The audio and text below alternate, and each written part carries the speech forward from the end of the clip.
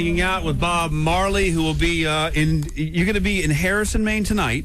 Yeah, oh gosh, we're way up in the woods tonight. This gig's hilarious. It's just a bunch of people that have gone camping, and it's like this old theater. It's a pretty cool place, actually, but there's no insulation. No insulation or anything. It's hilarious. And we get a mixed crowd. We get people that, have seen me before and they know what the deal is. Then you get some older people that are like, this will be an enjoyable performance. And then like 20 minutes into it, they're looking at each other like, why would he say that? When's Tommy Dorsey come on? What's wrong? Say now, this fellow's pretty swell. I like his flappers. But, yeah, we're there. And then the Wilbur Theater on Saturday night. What a show the other night, though, at Gillette Stadium. AC/DC. Went down to see them. And I was telling you guys off air that I'm, like, slowly piecing together the evening. And so my wife was like, what are you doing? At, like, 6 a.m., I was in the driveway making a master plan. I had many different coolers. We had a limousine, right? And there was, like, 9 guys from Maine crammed in this limousine. And we're icing down all the beers. We're getting an hour. That'll be 72 beers, and they were gone before the New Hampshire liquor store. And so we went in there and got a collection of goods there or whatever. We're going down Route 1, and out of nowhere, this guy cuts us off, and we just full on, on the limo, you can see from the back the little driver's window. Yeah. We just saw this SUV come into frame, smash! Oh. And we're all like, all the beer went everywhere, and everybody's like totally fine, but we're soaking wet with beer, and we all get out. And it's this Kuwaiti guy with no driver's license, no registration. And he's going, he's just screaming at us, and all my buddies are like angry Irish cops from Maine. And they're trying to talk to him they can't even talk to like normal people. All right. Like from, that speak English. I shouldn't say normal, but you know what I'm saying. People that speak, and they're trying to like talk sense into this guy who speaks no English. They go, hey, pal, listen, settle down. Oh, you're getting out of control. And my friend's like out of the side of his mouth going, I am gonna hit him. I'm totally gonna hit him. And the limo driver's like the greatest guy in the world. He's like really nervous. He's like shaking, and he's like, I can't, the vehicle won't operate. And my friend's this angry Irish guy goes, this car is going to see AC/DC. That's what's gonna happen. We're in Saugus on Route 1. He walks into a Meineke muffler shop. He goes, you guys got a crowbar or something? They go, yeah. He walks over to, he tells the limo driver, he goes, look the other way. Look the other way. And he takes the fender of the thing, goes, and rips the fender off, takes it and puts it in the trunk. Oh my God. That's where you got to put your fender. We come wheeling into the AC/DC car. We're the only limo in the parking lot with no fender. Yeah. Right? I mean, by the time we got there, we looked like Jackie Gleason at the end of Smokey and the Bandit. The car's just like... What an awesome show, though. I mean, I was totally piecing together. My arm is killing me. And I go to my buddy yesterday, I go, why is my arm killing me? He goes, you had a punching fight with your best friend in the back of the limo for like 2 hours. You just punched each other in the arm. I go, how did it end? He goes, he hit you, and I thought you were going to cry, and then you slapped him in the face. And that was the end of it. And I go, is that what happened, really, at 42? Is that what I was doing? Is that really what I was doing at 42? That's comforting for guys like Ed and I, because we're roommates, we're like buddies, and that just happens, and he's in his 30s, and I'm approaching 30, so...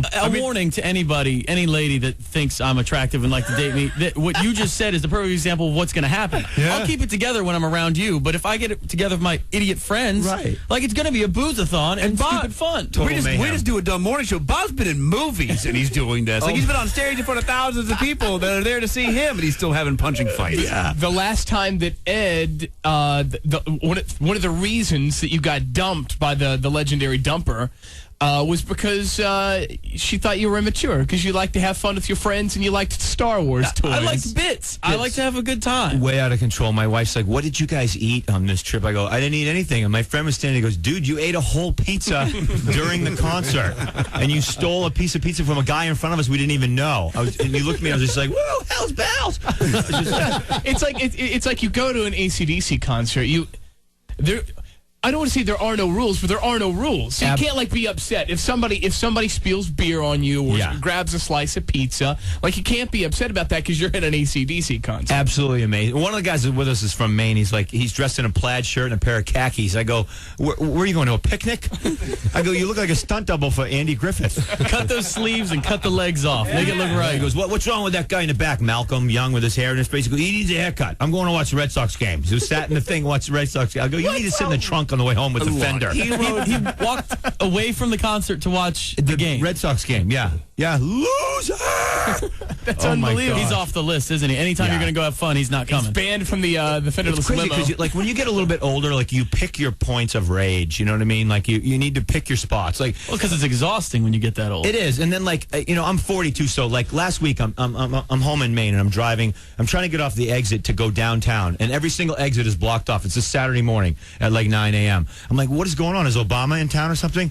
So I finally come wheeling up and understand that it's a triathlon. Okay, now, oh no, not a real triathlon because it's all these ones that they have like a mini athlon. Like you're gonna look at some water, maybe dunk your foot in, talk about a bike, and think about running. You know what I mean? It's ridiculous. You know what I'm talking about, right? Like, we're gonna swim a quarter mile, ride our bike for 2 miles, and then we're gonna walk a block. It's not the Iron Man; it's the Tin Man. Yeah, it requires very little prep. Like a real triathlon, you have to train for. Right. You have to really condition. That's what I think. When you think triathlon, you think Iron Man, you think Hawaii, you think like you're swimming in the ocean. Yeah, people pooping their pants and losing limbs. Guy ends up with a lazy eye. Just people shouting out for their mama, having flashbacks. I don't think these little things. Something sitting there, and these people they've all got wetsuits on. I'm like, really? Wetsuits? It's a rental. It's July. You're wearing a wetsuit, Nancy? What's the deal with that? And their costume changes. I'm like, you know why you lost? You spend 2 hours changing your clothes, Cher. It's hard to get out of one.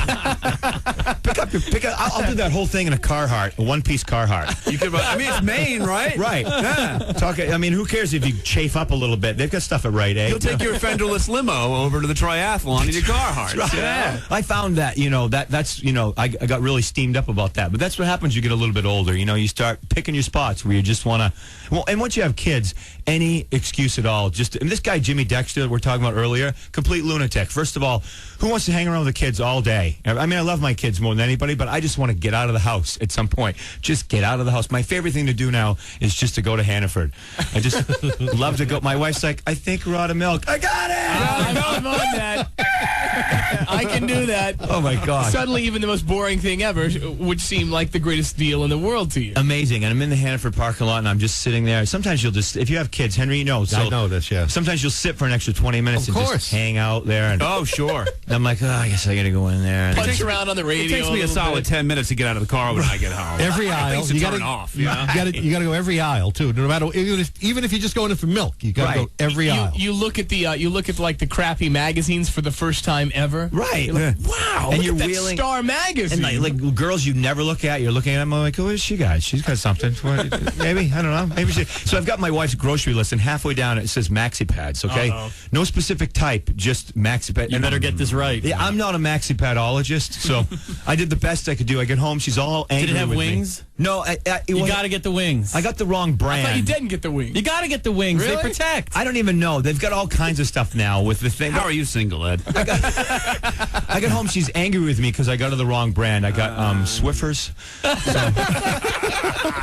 She goes, Bob, you idiot. These are not maxi pads. I said, well, it came with this applicator stick. I thought this is what it was. Bob Marley online at bmarley.com. That Velcro can be a bit uncomfortable, I would imagine. If you're heading toward Harrison, Maine tonight, off chance, maybe you're on the Appalachian Trail, right, and you happen to be wandering that direction, they'll be there at the Deer Trees Theater. But, of course, the Wilbur Theater, Saturday night in Boston, online at bmarley.com. There's more information on the calendar. You got to get out of here? Can you stick around for a little bit? What's your schedule like? Yeah, I got to fly, and I want to thank you guys so much for having me. And how's the movie? Movie's coming out this fall. I'm going to New York to do some looping stuff for it in the next couple weeks, and they say it really looks awesome. So we got to get together on that. Yeah, when there's a screening, we got to go. Love it. Let's do it. Bring Let it. us know. Bob Marley on the highway to hell tonight. Thank you very much, Bob.